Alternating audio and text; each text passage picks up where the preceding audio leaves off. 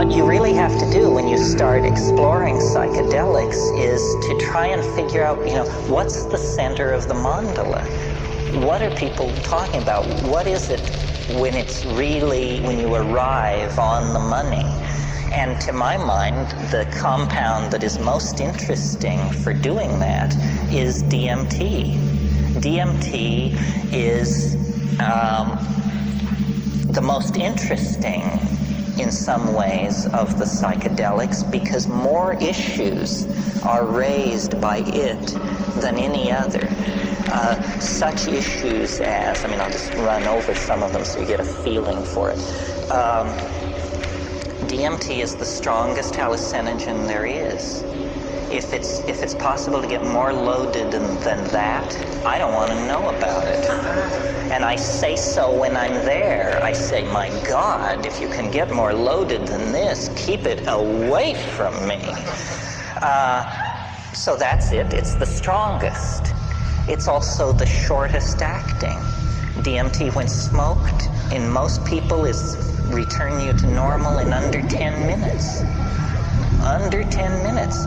Now, this is interesting because the people who think there's nothing to this, who should actually invest the 10 minutes to find out what's, a 10-minute DMT trip is worth 20 years of academic pharmacology, art history, psychology, and all this other malarkey. Because then you just say, okay, I got it.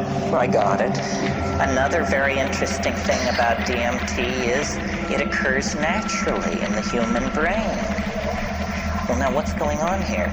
He's saying the strongest drug, the fastest drug, is the most natural drug. It means that, you don't have to sail off into 3-hydroxy-4-pyridyl N-methyl marubishtik or something like that to get into the exotic realms. No, a human metabolite, which takes only 10 minutes to undergo its entire exfoliation and quenching, is the strongest of all. Well, then what is it? What does strong mean? What is a strong psychedelic? It's highly personal. Every psychedelic trip is.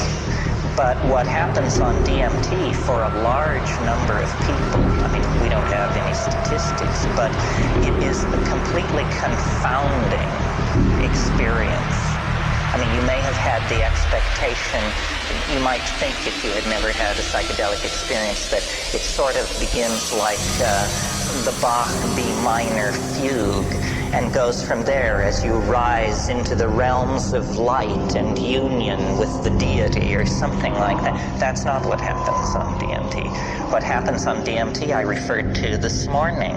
A troop of elves smashes down your front door and rotates and balances the wheels on the after-death vehicle, present you with the bill, and then depart.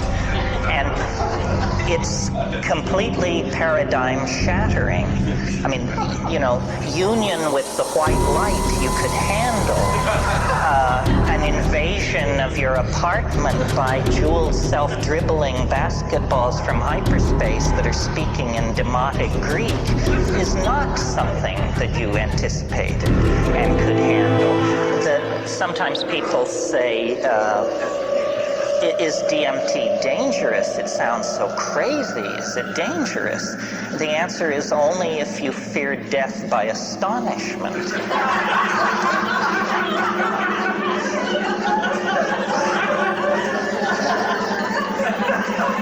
Remember how you laughed when this possibility was raised, and a moment will come that will wipe the smile right off your face.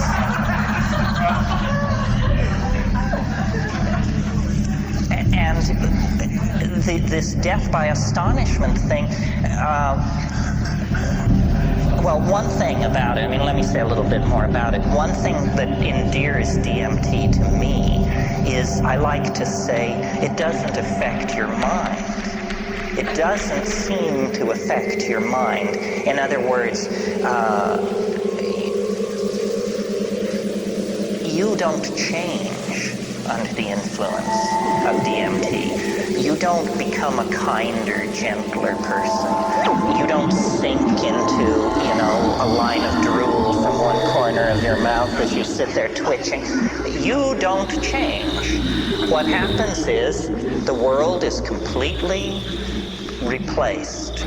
Instantly, 100%, it's all gone. And what is put in its place, not one iota of what is put in its place was taken from this world. So it's a 100% reality channel switch. They don't even retain three-dimensional space and linear time. It's not like you go to an exotic place, Morocco or New Guinea. It's like reality is swapped out for something else.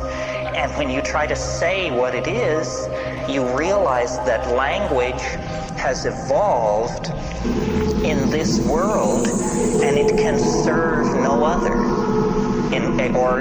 It takes years of practice. So what you're looking at is literally the unspeakable. The indescribable falls into your lap. And when you try, you're loaded, right? You're there, and you're trying to explain to yourself what's happening. And so this is like you try to pour water over the trans-dimensional objects in front of you, the water of language, and it just beads up and flows off like water off a duck's back. You cannot say what's there. And I've spent, 25 years fiddling with this. It's become the compass of my inspiration, trying to say what is on the other side of that boundary. Just 2 large tokes away at any given time is this non-Euclidean, non-Newtonian, irrational, un-Englishable place. But it's not smooth and empty and clear. That's not what gives it its indescribability. What gives it its indescribability is its utter weirdness, its alienness, its power to astonish. What happens to me when I smoke DMT is there's a kind of a going toward it. There's a sequela of events which lead to the antechamber of the mystery. I mean, you take a toke, you feel strange. Your whole body feels odd. You take a second toke, all the oxygen seems to have been pumped out of the room. Everything jumps into clarity. It's that visual acuity thing. You take a third toke if you're able, and then you lay back and you see this thing which looks like a rose or a chrysanthemum, this orange spinning flower-like thing. It takes it about 15 seconds to form, and it's like a membrane. And then you break through it. You break through it, and then you're in this place. And there's an enormous cheer which goes up as you pass through this membrane.